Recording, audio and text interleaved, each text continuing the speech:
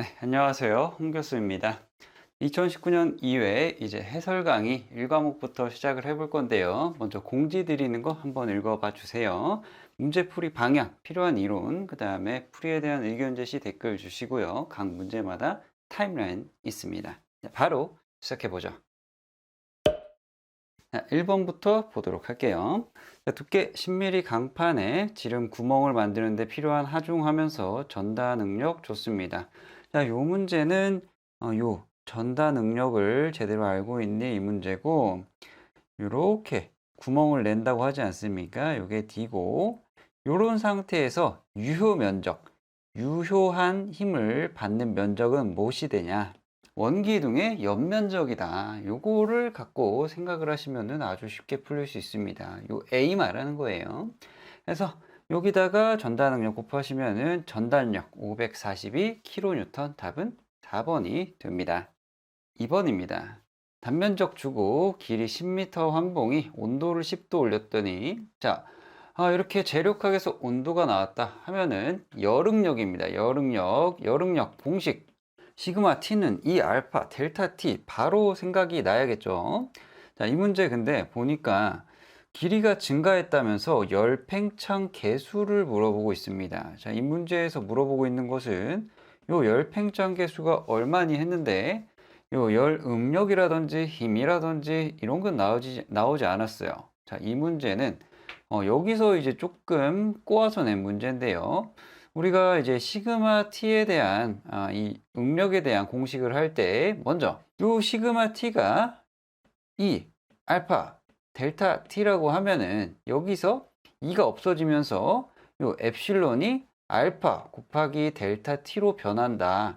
요거를 이제 이해를 하고 있어야 문제가 풀립니다. 이 문제 조금 어려웠어요. 그래서 이렇게 나올 수도 있다. 한번 알아두세요.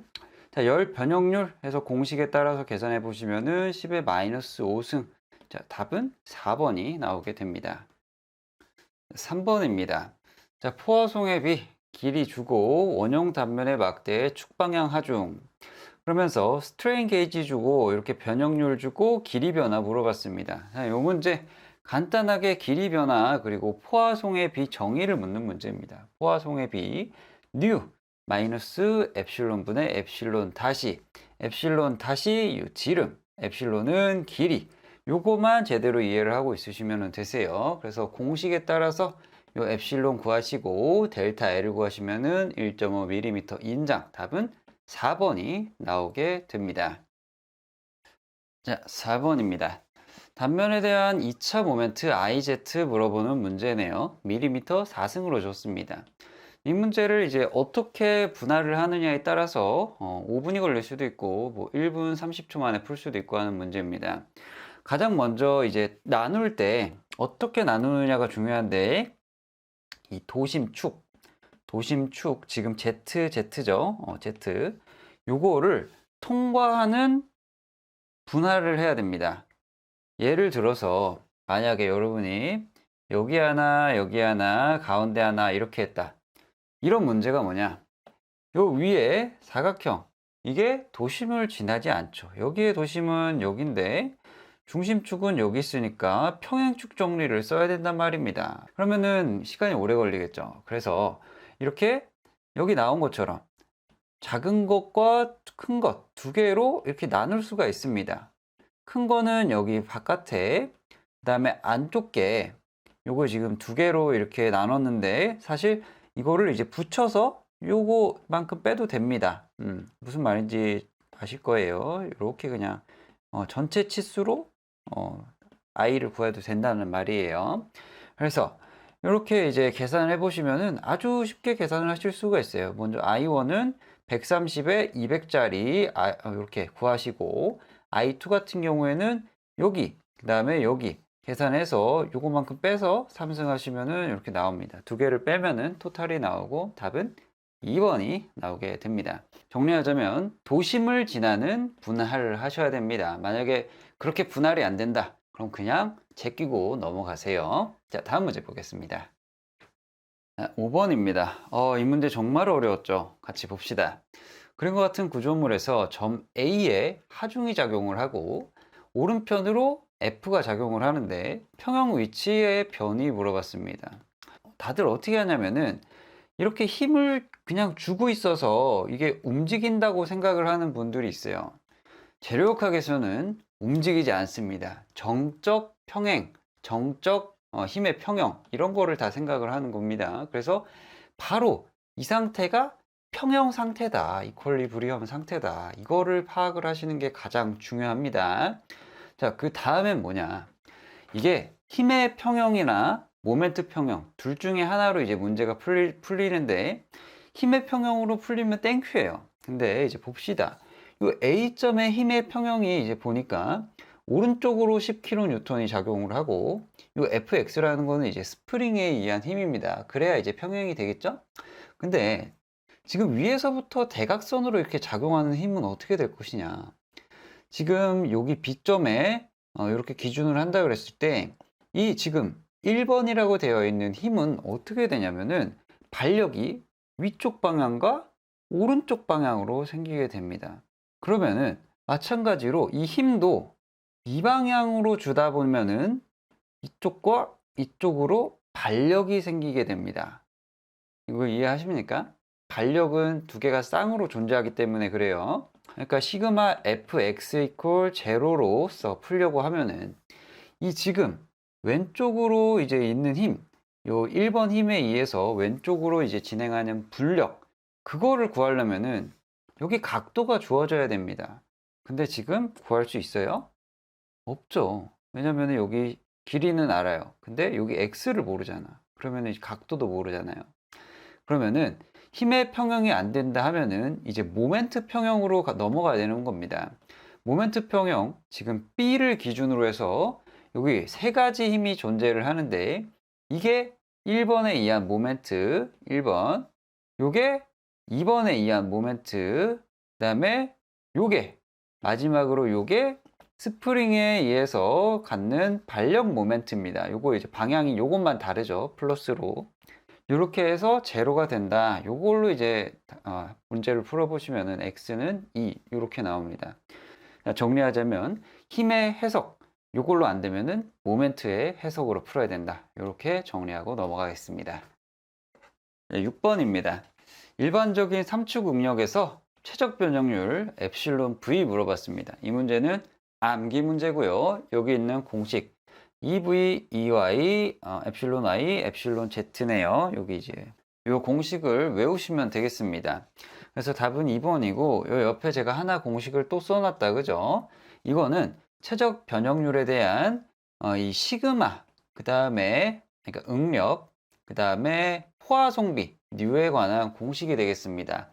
여유가 되시면은 요거까지 이제 외우시면 좋고, 이게 여유가 안 되신다 하면은 요 앞에 공식만 잘 외우고 넘어가셔도 상관없습니다. 자, 답은 2번 넘어가도록 하겠습니다.